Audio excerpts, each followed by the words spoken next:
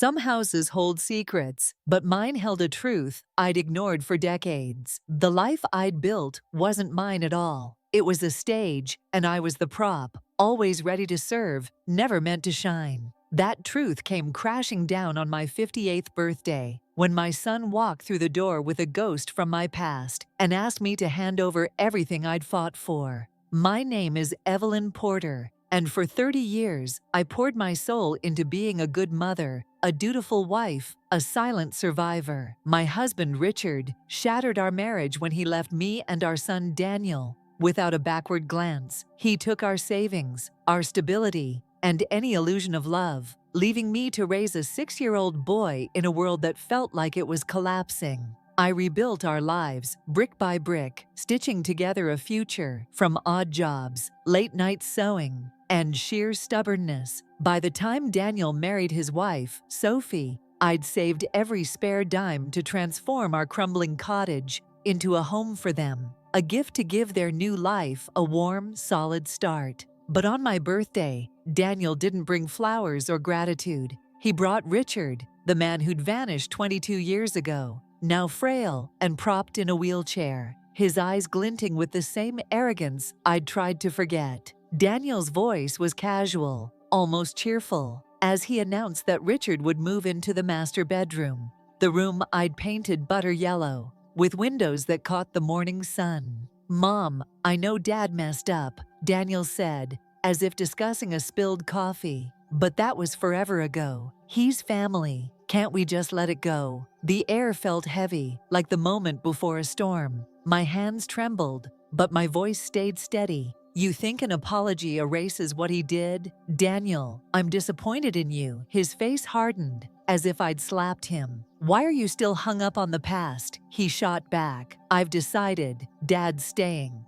The cottage wasn't big, a cozy living room, a kitchen barely wide enough for two, and 2 bedrooms. I'd planned to take the smaller one, a narrow space with a single window, so Daniel and Sophie could have the master. It was enough for me. I'd never needed much. But now I asked, "If your father takes the master, where do I sleep?" "With him," Daniel said without hesitation. "It'll be easier for you to look after him." Richard sat there, tapping the armrest of his wheelchair, humming faintly, his face blank as if he hadn't heard a word. A chill spread through me, sharp and familiar, like the nights I'd once spent hiding bruises under long sleeves. "Mom, I know this is sudden," Daniel continued, his eyes on the floor, "but Dad's injured, his hip's bad, he needs help, and you're retired. You've got time. Honestly, this was my dream as a kid. All of us together." I closed my eyes, fighting the heat behind them. "Daniel, do you know what today is?" He froze, then glanced at Sophie, who looked startled. She stepped forward, her voice soft. "Evelyn, I'm so sorry. I forgot." I raised a hand, stopping her. "It's not your fault, Sophie. I'm asking the son I raised for 30 years. Daniel's jaw tightened. "Mom, work's been insane. I forgot, okay? On any other day, I might have swallowed my hurt, made excuses for him, but not today. Not with Richard sitting there, smug and silent. Not when Daniel could welcome back the man who abandoned us, but couldn't remember my birthday. I had no idea when they'd reconnected. Richard had drained our bank account and run off with another woman, leaving me with a child and a pile of debts. Daniel and I survived on grit and sacrifice, scraping by until he earned his engineering degree. I'd always felt I owed him for the childhood I couldn't give him, so I went overboard, cooking his meals, delivering lunches to his office,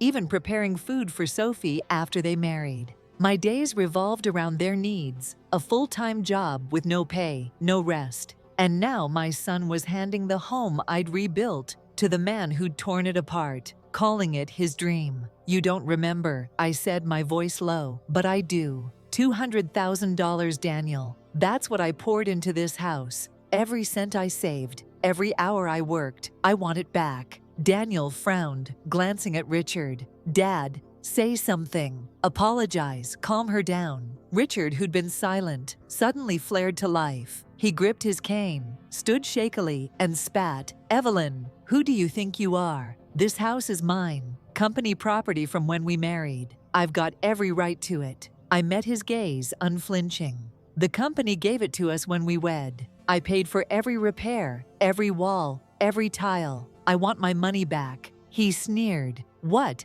So you can run off with some new man? That money was for your son, your duty.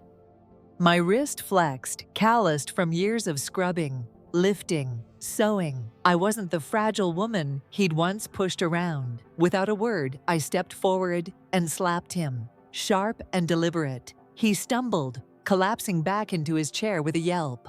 Daniel rushed to his side, panicked. Mom, what the hell? We could have talked. I looked at Richard, my voice ice. Say another word, and a slap will be the least of it.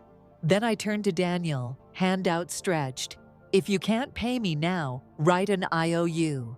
They both shouted, Daniel pleading, Richard cursing. But I didn't flinch. Sophie tried to mediate, her voice shaky. Evelyn, we're family. Let's calm down. I pulled away. If you're their family, I'm not. I'm done. With that, I opened the door and left, dragging a suitcase I'd packed days ago, sensing this moment might come.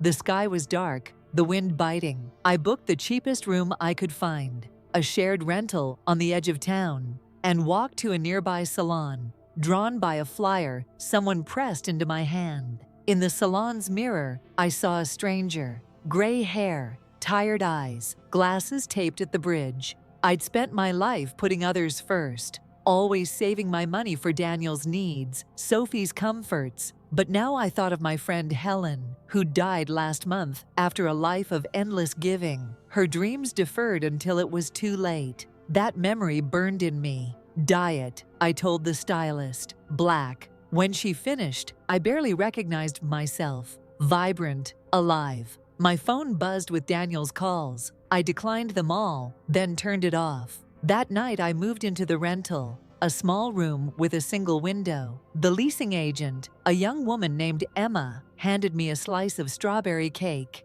Happy birthday, Ms. Porter, she said.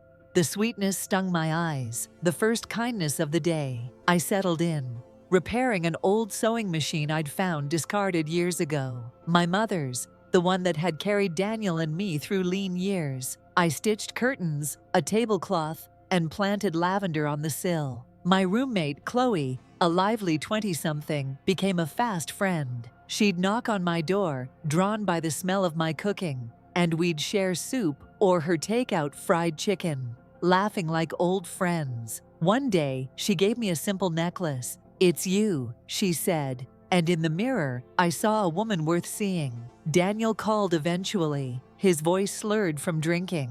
Mom, I'm dying on takeout. My stomach's a mess. I stayed calm. If it hurts, see a doctor. If you're hungry, learn to cook. You're not a child. He bristled. Mom, I work late. I can't do everything. You're being selfish. I laughed sharp and free. Selfish? You welcomed a man who abandoned you, gave him my home, and expect me to care for him.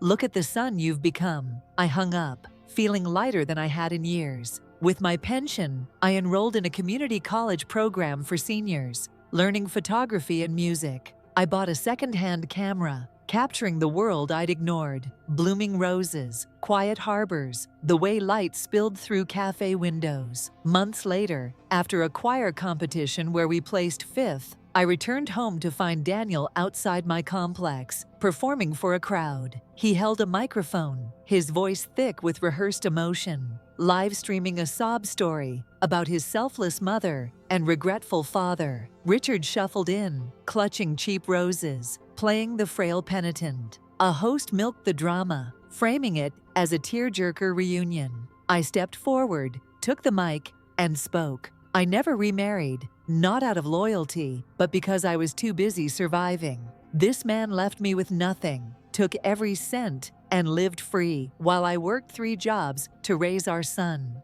I learned to sew, to fight, to live. This isn't a reunion. It's my story, and I'm not the villain or the saint. I'm Evelyn, and I'm done carrying their weight. The crowd went silent. Daniel paled. Richard's roses wilted in his grip. I handed back the mic and walked away, their staged drama crumbling behind me. Spring arrived, and I planted petunias, joined a hiking trip with my choir, and filmed cooking videos with Chloe, my slow-burn influencer life, growing quietly online. One Sunday, Daniel appeared again, hesitant, no cameras or scripts. He sat beside me in the courtyard, his voice soft. I took Sophie to her parents. Her mom packed us snacks, like you used to. I'm cooking now, badly, but trying. Dad's gone, back to a care facility. I defended him too long, thinking he'd fill some hole. But you were the home, Mom. I want to know you, not as my mother, but as you. I patted his hand, my voice gentle. Take care of yourself and Sophie. That's enough. A month later, Sophie sent a hand-painted card.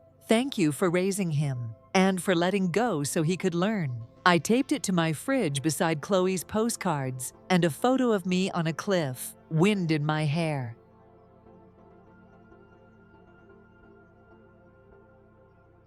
If my story of breaking free from betrayal and reclaiming my life has you nodding in agreement or even shaking your head in disbelief, I hope it sparks something in you. Have you ever faced a moment when you had to choose yourself? Perhaps you walked away from a toxic situation or stood up for yourself against all odds. I'd love to hear your story. Share it, and let's keep this conversation going.